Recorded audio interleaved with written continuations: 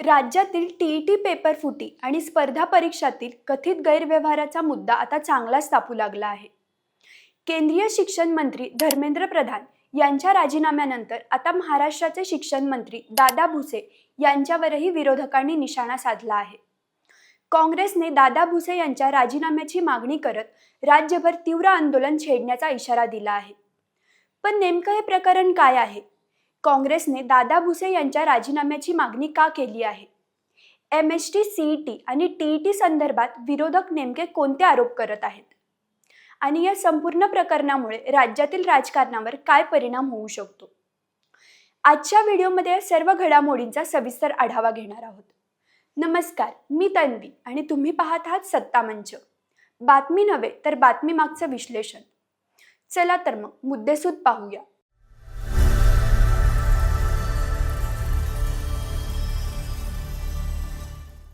मुद्दा क्रमांक 1. दादा भुसे यांच्या राजीनाम्याची मागणी का? युवक काँग्रेसने पत्रकार परिषद घेऊन राज्याचे शिक्षण मंत्री दादा भुसे यांनी तात्काळ राजीनामा द्यावा अशी मागणी केली आहे. काँग्रेसचं म्हणणं आहे की राज्यातील स्पर्धा परीक्षा आणि भरती प्रक्रियेवरील विद्यार्थ्यांचा विश्वास डळमळीत झाला आहे. त्यामुळे नैतिक जबाबदारी स्वीकारून शिक्षण मंत्र्यांनी पद सोडावं आणि संपूर्ण प्रकरणाची स्वतंत्र चौकशी व्हावी.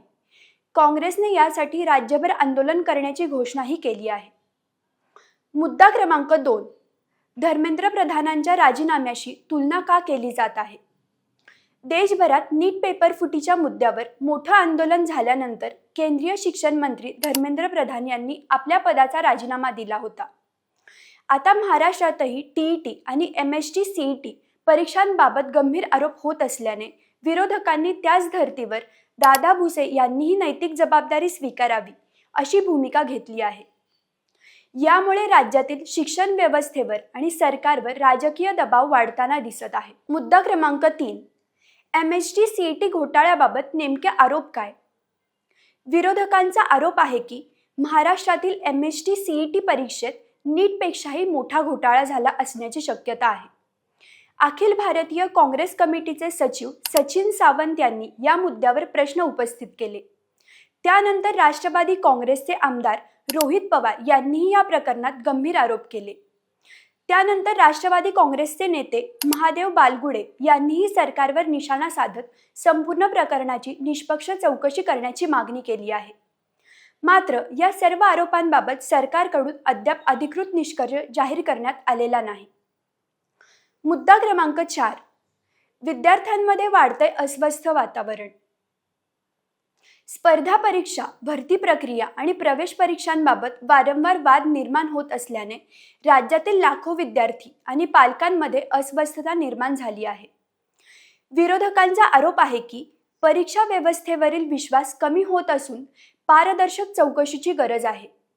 दुसरीकडे सरकारकडून या आरोपांवर अधिकृत भूमिका आणि तपासाचा अहवाल काय येतो याकडे विद्यार्थ्यांचं लक्ष लागलं आहे.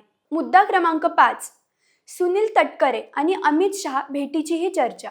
या राजकीय घडामोडी सुरू असतानाच अजित पवार गटाचे प्रदेशाध्यक्ष सुनील तटकरे यांनी केंद्रीय गृहमंत्री अमित शहा यांची भेट घेतल्याची माहिती समोर आली आहे.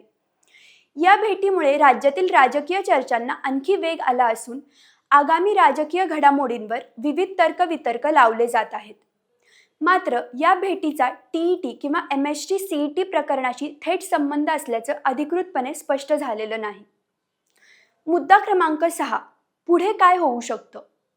काँग्रेसने राज्यभर आंदोलनाची घोषणा केली असल्यामुळे हा मुद्दा येत्या काही दिवसात आणखी तापण्याची शक्यता आहे. सरकार या आरोपांवर अधिकृत स्पष्टीकरण देतं का? चौकशीची घोषणा होते का? दादा भुसे यांच्यावरील राजीनाम्याच्या मागणीचं पुढे काय होतं? आणि विरोधक आंदोलन किती तीव्र करतात याकडे आता संपूर्ण राज्याचं लक्ष लागलं आहे.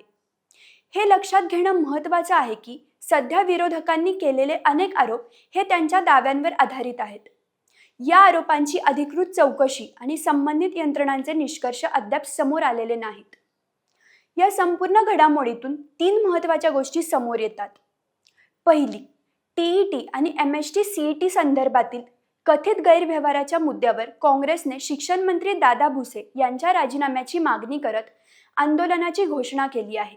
दुसरी, MHT CET परीक्षेत गंभीर अनियमितता झाल्याचा आरोप विरोधकांनी केला असून निष्पक्ष चौकशीची मागणी जोर धरत आहे.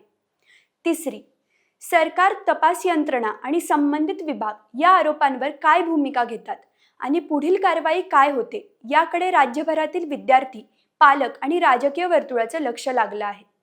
आता तुम्हीच सांगा, तुमच्या मते स्पर्धा परीक्षांमधील पारदर्शकता वाढवण्यासाठी कोणते ठोस बदल होणं आवश्यक आहे आणि अशा प्रकरणांमध्ये जबाबदारी निश्चित करण्याची प्रक्रिया अधिक वेगवान असायला हवी का? तुमचं मत आम्हाला कमेंटमध्ये नक्की कळवा. व्हिडिओ आवडला असेल तर लाईक करा, शेअर करा आणि सत्ता मंच या यूट्यूब चॅनलला सबस्क्राईब करायला विसरू नका.